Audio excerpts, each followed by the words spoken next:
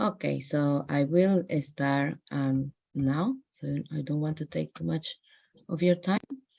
My name is Liliana Fernandez. I am the Training and Integration Officer at the Immigrant Council of Ireland. I don't know if you can see my screen. Yeah. Yeah, great. So today we're going to be Yes. discussing the Migrant Counselor Internship Scheme. We're very grateful for your interest in this internship program. We're going to be discussing the context, the objective, and the key principles, terms and conditions, the application process, and a little bit of Q&A at the end. As you know, migrant political participation is essential for a healthy democratic process. We have over 800,000 migrants living in the country, or nearly 800,000, and which is about 13% of the total population. However, not all those migrants are represented at the local level, let alone at the national government. We have luckily an inclusive electoral system where migrants are allowed to vote and to run in local elections, but not all migrants utilize that inclusive system. We run at the Immigrant Council, we run political participation workshops to migrant communities, and what we found is that at least 8 out of 10 participating people in our workshops, they don't know they have the right to vote, which is a huge pity because most of them, they will be living in this country for 5 years or longer. We also know through our work with migrant communities and also the migrant candidates in 2019 that they face additional barriers to political participation, and I'll be discussing all that later on. At the Immigrant Council, we try to facilitate greater migrant political participation through these sort of programs, and also working with migrant leaders to participate in leadership programs, and this is one of them. We have run this program successfully 2 times, in 2018 and 2021. In 2018, it was the pilot program. We had 5 interns back then, of which 3 of them received political party nomination in the 2019 local elections. Although Councillor Uremo de Gigni wasn't elected in that election, she was co-opted 2 years later by her political party, being the first Black female mayor of an Irish town. And in 2021, we also ran this program where we successfully paired 11 interns with 11 local councillors, and those interns were from different backgrounds, nationalities, and they were located in 5 towns. 5 were in Dublin, 3 in Galway, 1 in Cork, 1 in Kerry, and 1 in Leitrim. Although we don't know, we're not sure if all of them will be running in the 2024 local elections. At least we know that 3 of them will be doing so, and we hope that more will be receiving political party nominations for the next elections, local elections. Why do we do this program? First of all, to offer an internal, to offer the intern a practical educational experience of the daily work of a local councillor, basically to show them behind the scene what's the daily work of the work that you do. To create connections between local communities, migrant communities, and the local councillors. This is an opportunity for you to find out who is out there, get greater communication with the migrant in your areas. Obviously, the overall diversity, to promote diversity among politicians and the whole political system in Ireland, and to facilitate bigger political participation of migrants, and that's through the voter registration. We will get the intern to get at least 60 people registered to vote, or migrants registered to vote. What are those barriers that present the migrant candidates? When we did a research in 2019 with Dr. Valesca Lima, we interviewed the 53 migrant candidates in the local elections, and we found out that the main barriers that they mentioned was that most migrants, they don't vote because they don't know that they have the right to vote. And they will also have low level of politics in general, especially local politics. Migrant candidates will have smaller social and political networks, and they will obviously lack the overall confidence because they don't have those networks. Some of them also mention issues related to racism, unfortunately. So those were some of the barriers that they mentioned. Through this internship, we want to pursue three key principles. The first one is active participation, and that means that the counselor involved the interns as much as possible in strategic meetings, council meetings, if possible, canvassing, doing research. So that requires active participation from the local counselors and also from the interns themselves, that they will be willing to attend those meetings, to be proactive, to learn, to learn materials that you send them, and so on. Also, confidentiality.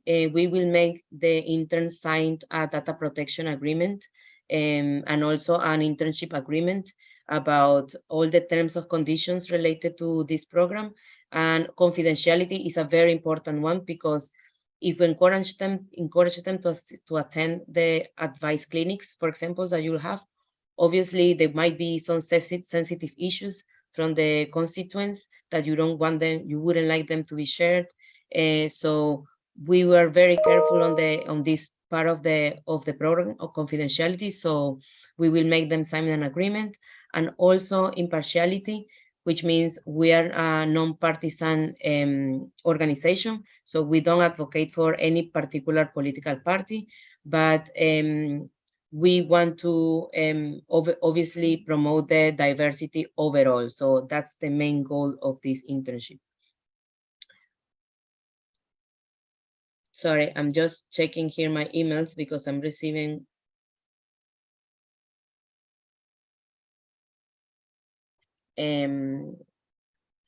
from the counselors, but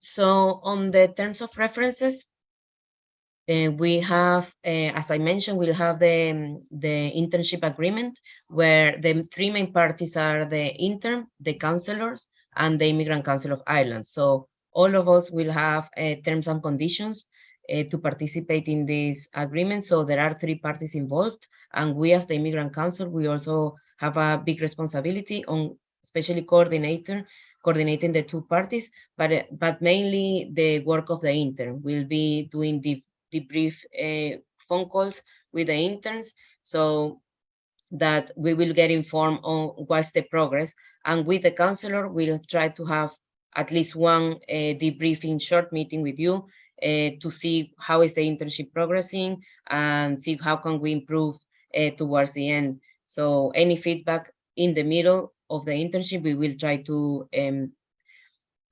to cover it as long during the 12 weeks. So the main terms and conditions of who can participate in this program, it can be any migrant that is from the European Union or non-European Union, or recently naturalized Irish citizen, be over 18 years old, have a good written and spoken English language, be well connected with the local migrant community. And this is very important because this is the part that you should be more interested, so that the migrants have a good networking, the candidates have a good network of migrants within the electoral area, have an interest in politics, obviously, being reliable to the local councillor and the scheme, being able to work on depression.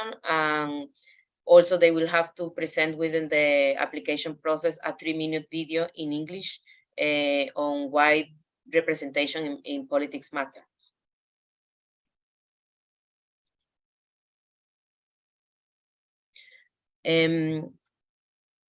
As for the counselor, we ask you to attend and greet and meet orientation session at the beginning with the other local counselors and the migrant candidates or interns, to have minimum 3 one-to-one meetings with the interns. We also ask you to inform the interns about any strategic meetings or council meetings that you will have, or public events that they can attend. if possible, to invite them to attend advice clinics. As I mentioned earlier, probably that's something sensitive. You might not want to them getting involved in sensitive issues with your constituents, but it's up to you if you'll be able to invite them or not to the advice clinics.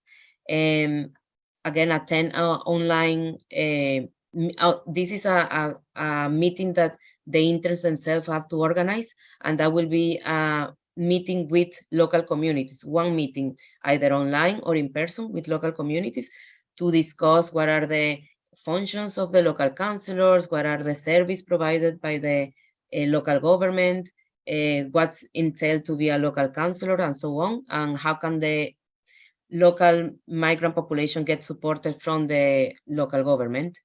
As I mentioned, what midterm debrief with the project coordinator, that will be me, and also an evaluation exercise, a quick questionnaire at the end of the internship of feedback and how to improve for the next round. The main work is going to be done by the interns themselves. You really have you won't have as much involvement as themselves because this is for them, but we ask you to get them as much involved in the one-to-one, at least to have 3 one-to-one meetings with them. As we mentioned, at least 1 council meeting within the 12 weeks. If possible, to attend at least 3 counselor advice clinics. Also, they will be in charge of organizing the counselor migrant communities. They will also be tasked to register at least 60 migrants to get them in the register of electors. They will have more bi-weekly debriefing meetings with the project coordinators or with myself. And we will ask them to do a weekly activities journal, which is basically to track their internship progress. And at the end, to participate to fill the evaluation exercise.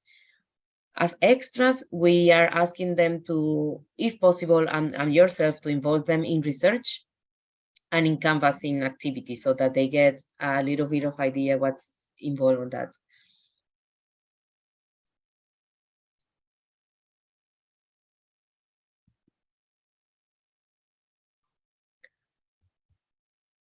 So the application process for counselors, the deadline to show your interest is the 30th of January.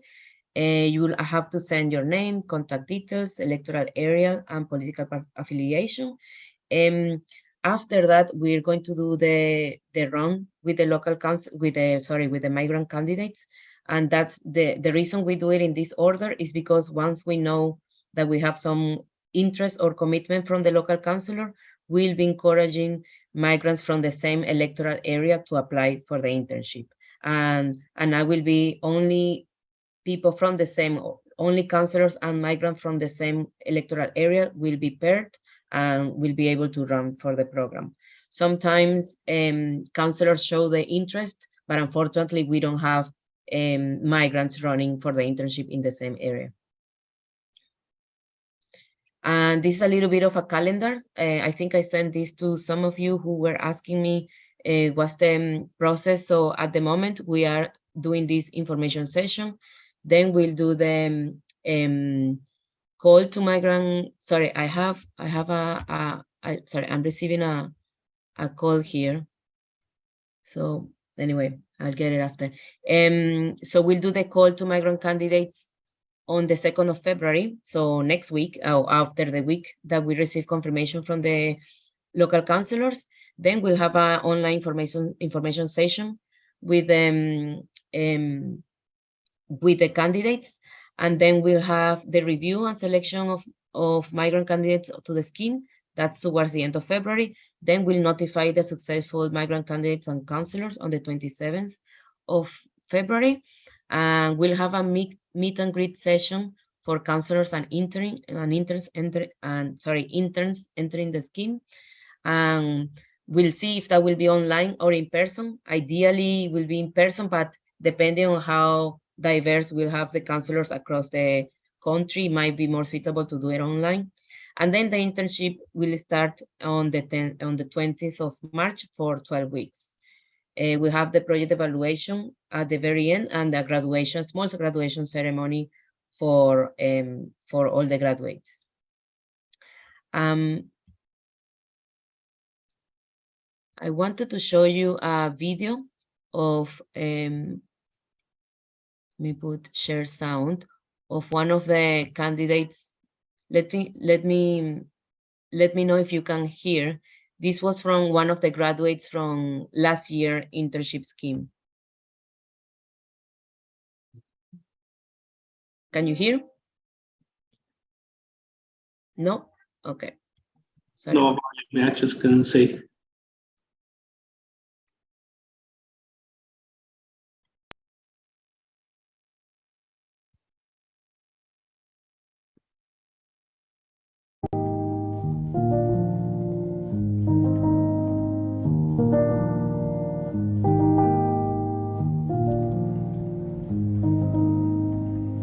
Belonging is defined as gaining acceptance and attention and support from members of a group, as well as providing the same attention to other members. Belonging helps us to know that we're accepted by our peers. It helps us to become productive members of the society. As migrants, we may feel this sense of belonging during our lifetimes when we decide to leave our countries.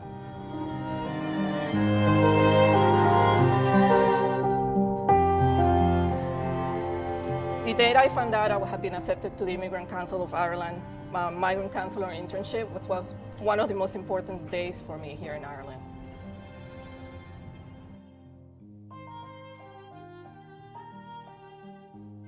I felt that my hard work as an activist for migrant and refugee rights to be included had been acknowledged. The opportunity to do this internship gave me the best tools to understand what the local government was about. I got to see in person what being a counselor involved and all of the additional responsibilities that come with that title. I also learned that being a counselor is a 7-day job, day or evening, and you need a very, very supportive partner if you're going to be a counselor. I want to thank Councillor Sean McGowan for his belief in me and support during the 3-month internship at Leitrim County Council. He was a great mentor, and I have grown as a community member because of him. Also, my husband, who was very supportive the whole time.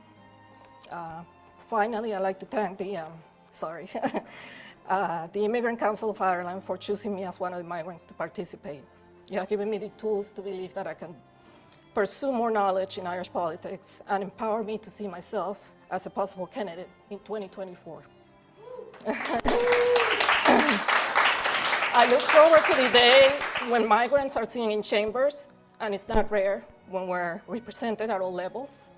As Malala Yousafzai said, there's a moment when you have to choose whether to be silent or stand up. Thank you.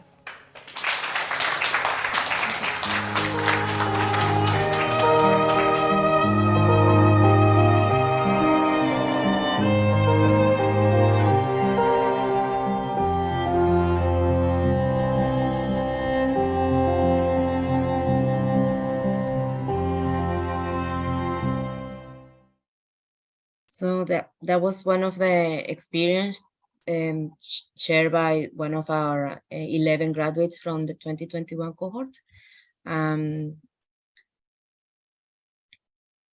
that is all what I wanted to say today. I will stop sharing, and I love to take some questions if you have. And again, thank you for your time and thank you for your patience. I think you're unmuted, Councillor Ling. I am indeed. I was asking the people around me to be quiet for a moment while I asked a question. Thank you very much, Liliana, and hi to everyone else on the call. I was really excited when I saw this. I'm not long as a councillor, but I think that knowing what the job entails by actually being active in it is so important, and like, you know, actually being working in the council will make such a difference just as an intern. My questions tonight are a number of them. The first one would be around the clinics. These kind of in-person clinics are not something that I do, and I wonder, is there an alternative that could be included that we could, like, obviously there will be canvassing and there is lots of other things that I do, but that specific thing is not something that my area has high call for, and there wouldn't be a lot of people who are attending things like that. So If there's an alternative, it would be great, and that would make me very keen to participate. The other questions that I have are around the participation of the intern on a day-to-day basis. When I was discussing this with my peers, some people were like, oh, I can't, I'm not there all day every day, and I wonder, over those 12-week periods, are the interns mostly in their own full-time work, or are they available all the time to work, or are you anticipating the councillor and the intern working closely in the council building on a day-to-day basis? So if you could clarify that for me, that would be great. Thank you. Yeah, no problem. Yes, we are aware that not all councillors have advice clinics available, so that will be only to the ones that are applicable. And also, if it actually suits the councillor for a particular session, the intern to attend, because as I mentioned, some issues might be sensitive, so it's not convenient for the councillor. So it's not a must, it's just a recommendation. And for the other question, we recommend seven hours a week, so which means it can be one full day. Say that they attend one council meeting, and that lasts 3 to 4 hours. That's already half of the week for them. And we know that councillors, you don't have office and that you don't work full-time, so it's up to them. You work part-time. Oopsie. Can you hear me? Yes, I can. Yeah, sorry. So we will say, so that 7 hours is mainly up to the intern to fulfill. So if the councillor has any meeting that they can attend, then that they are already fulfilling part of those 7 hours, and also research given, for example, to the intern, that will also counts towards the 7 hours. So it's up to the intern himself to fulfill the 7 hours. So there's no way, we don't want to put any pressure on the councillor that they need to do 7 hours or nothing like that. It's up to the intern, but we are encourage active participation from the councillor so that they can share even links to meetings, because in the past some meetings were held on Zoom because of COVID, so they were sharing those links to the meetings, to the interns to attend, and any other way that you think, even sharing minutes or sharing strategic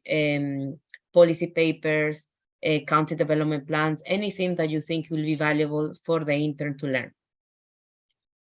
Thank you very much for that. That really clarifies it for me. Thanks. No problem. So just thanks, Liliana, for the presentation. So it's very much then the councillor and the intern can kind of, work what works best for them. Like, for example, I work full time as well. So, we could try and, we can work, for example, I could give them a task that they could do from their own home, for example, remotely. And then obviously the days that the council meetings are on, they could come in and attend those, which would count as part of the work as well. So I think that would work quite well if it's not strict in terms of what the tasks are for each, because every councillor operates differently. Yes, absolutely. And if you can have a half an hour meeting with them once a week or every 2 weeks and to explain them what do you do, what are the sort of different meetings that you hold, that will be great, because they can just get an idea of how much they need to know or not know, or it's not necessary, because I know sometimes you have meeting with consultants and they come and they explain about the roads and about lights and so on, things that you don't know necessarily. So you can share those insights with the interns as well. And just one more question. The intern, I'm not sure if you mentioned it, are they paid by the Immigrant Council, or is it a free internship? They are unpaid, but we are covering their public transport costs, lunch, and also childcare for single parents.